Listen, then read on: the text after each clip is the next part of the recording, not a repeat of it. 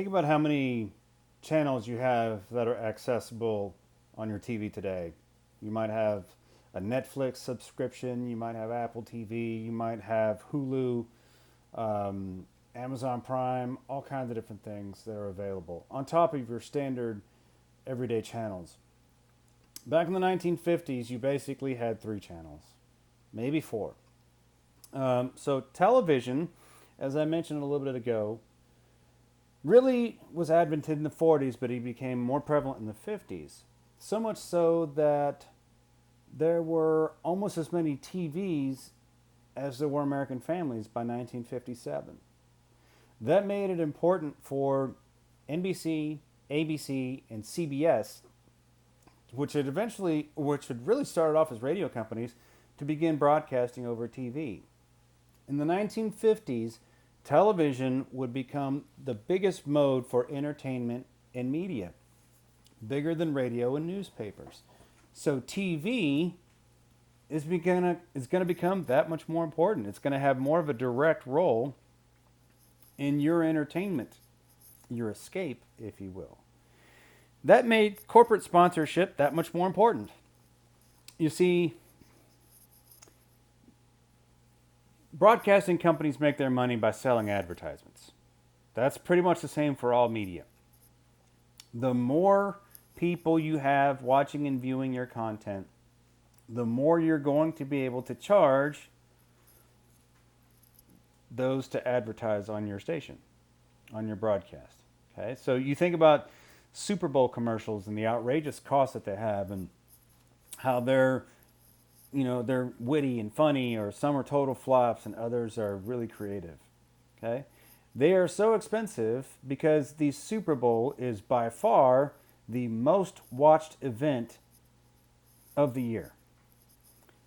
It's not even close. It's estimated last year that over 100 million people in the United States alone watched the Super Bowl. That's massive. Uh, in comparison, the Oscars, which is also one of the highest, had about 20 million. That's a lot. That's a lot of people watching, but it's nowhere close to the Super Bowl. Not even in the same ballpark. So, if you have that massive amount of audience watching your game, you're going to be able to charge more. So, advertisers got smart in targeting who they're going to be able to advertise for and what audience based upon the time of day or the programming. So, for example, soap operas. I remember watching soap operas like Days of Our Lives and Guiding Light and Young and the Restless when I was a kid. If I were ever sick, always Price is Right and then soap operas. Or during the summers, or if I went to my grandmother's house, we're always watching soap operas. Just how it was. Largely, the products that were advertised on commercials during those were like laundry detergent, soap detergent, fabric softeners, diapers, products that are gauged towards the stay at home mom who might find a benefit in cooking materials, cleaning materials, diapers, that sort of a thing. So, soap operas were actually invented by Procter and Gamble, who advertised during these productions cleaning products that would be geared towards the housewife. Hence the name soap. Okay? And they were dramatic.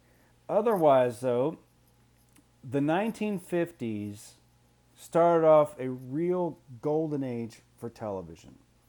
You think about your favorite sitcoms today. I love The Office.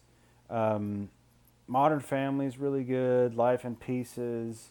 Gosh, in the 90s, Friends was so huge. I love Friends. Everybody Loves Raymond. I used to watch all kinds of them in the 80s. The 80s was a great time for sitcoms. I love those too. Otherwise, though, the sitcom really got its foothold on American society in the 1950s. Depictions like Leave It to Beaver, Father Knows Best, I Love Lucy with Desi Arnaz. Ha ha ha. That's how he laughed. These programs often idealized the image of America, the white, middle class, suburban lifestyle that emphasized societal norms like the dad going to work, the mom at home, the kids at school. It just kind of reinforced the woman's place as being in the kitchen by the stove, pleasing her man and her kids.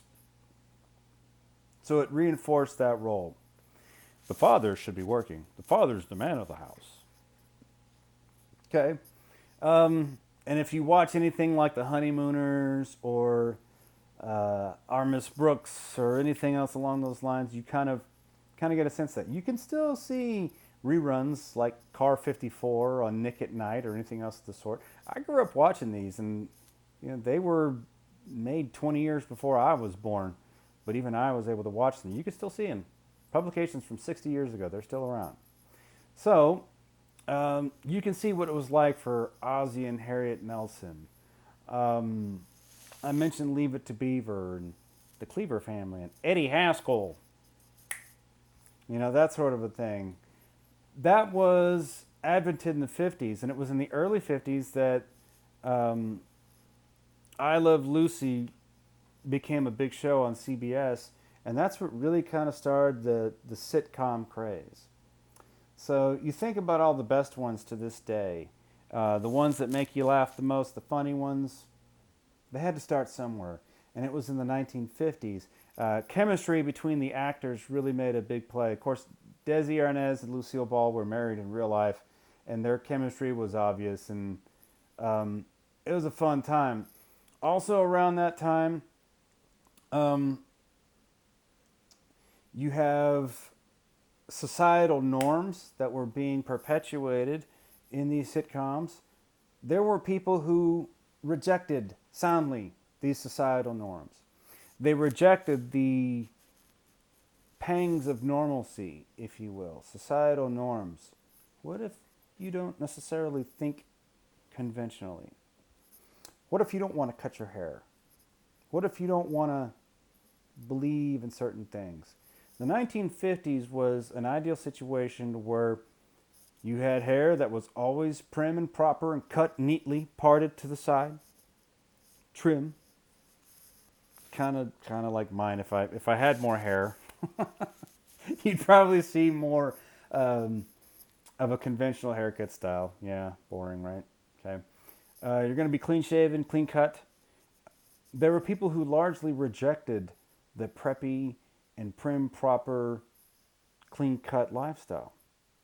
They rejected societal norms. And so you have detractors who wrote about being outcast, who wrote about being outside the societal norms and discussed them in matters that made societal statements. J.D. Salinger's Catcher in the Rye is one of those. I read Catcher in the Rye first when I was in high school, and it just caught me off guard how the main character was drift. He was adrift. So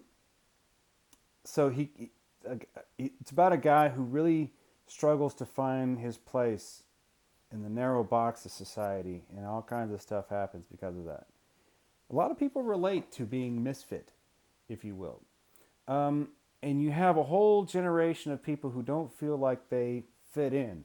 They're kind of this restless youth, if you will. And this advent was really a symbol of the 1950s. Along with societal norms and the Beaver Cleavers of the world, you also have your beatniks, your Jack Kerouac writer types who portray rootless lives of beatniks. Those are your 50s versions of hippies. The people who would eventually become hippies were known as beats and beatniks in the 50s. People who rejected the idea of normalcy. They saw themselves as being limitless, devoid of the traditional value because it didn't suit their cause. They saw many different obstacles and didn't see societal norms as being able to help them overcome. You saw an increase in juvenile delinquency in this group. They might smoke cigarettes. They might roll up their sleeves and have a pack of cigarettes up there. And gosh, They began mimicking the idea of normalcy. And you have various different celebrities who actually appeal to this. James Dean was an actor in the 1950s who was unfortunately killed in a car wreck in the 1950s, in the mid 50s, who became a symbol of the rebel youth, if you will. One of his most famous movies is Rebel Without a Cause. Um, you could see him wearing his iconic black leather jacket, smoking his cigarettes, his hair greased to the side. That wasn't normal for the day. And it was seen as being a rebellion of societal norms and rejecting the narrow path that society will put you on to be considered traditionally normal. So, your beatnik, hippie, off the beaten path counterculture movement, which we'll talk about next chapter, gets its roots in this era. Um, Also, music begins to change. No longer do you have big bands that are now starting to take the scene and they're playing Sing Sing or In the Mood or anything else of the sort. You now have young musicians who can sing and play an instrument and also gyrate their hips and dress like a almost like a beat off the beaten path, non-traditional sexual style, if you will, um, with the rhythm and blues mindset. I'm talking about Elvis Presley.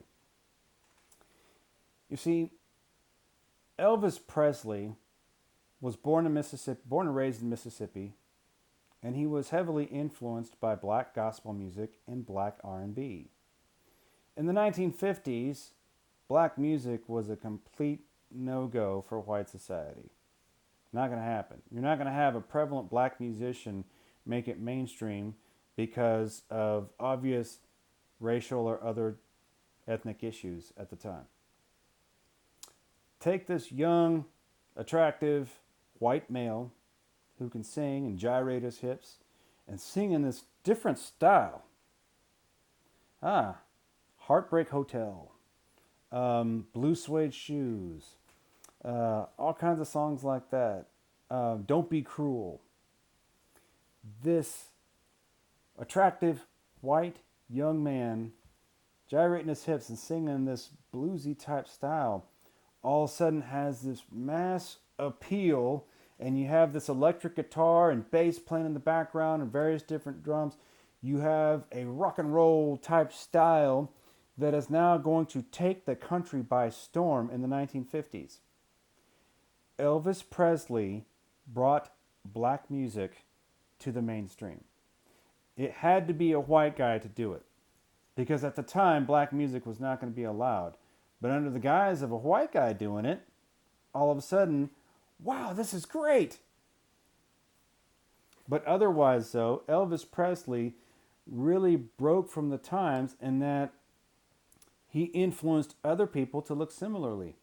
Buddy Holly was really big. Bill Haley. Jerry Lee Lewis was really big around the time. You know, Richie Valens, La Bamba. You had all kinds of stuff in music that was influenced in the 1950s. And of course, compared to modern music, it's drastically different. It's very cheesy. My dad loves 50s. Oh my God, driving in a 57 Chevy with old school Elvis Presley, my dad would be in hog heaven. That's my dad's style. Okay? And I appreciate that music as well. It's not my preference, but I appreciate it because there's a quality and a uniqueness about it that's very original. And I appreciate and respect that. And I find the songs often to be very catchy too. Heartbreak Hotel, Don't Be Cruel, all of those. They're all fantastic. So the 1950s really set off an era that changed the way that music was played. And as you had radios that could transmit songs all across the country, you also had TV sets that could broadcast shows like American Bandstand, which Dick Clark used to host as early as the 1950s, where you have young bands and young musicians that would come perform in front of the entire country on ABC. that really took hold and it took shape to develop America's rock music movement. It revolutionized music permanently.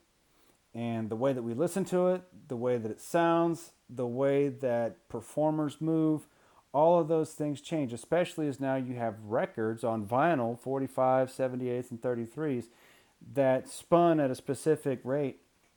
You can now replay those songs on your record player, on your vinyl. This is a great time in American history for music.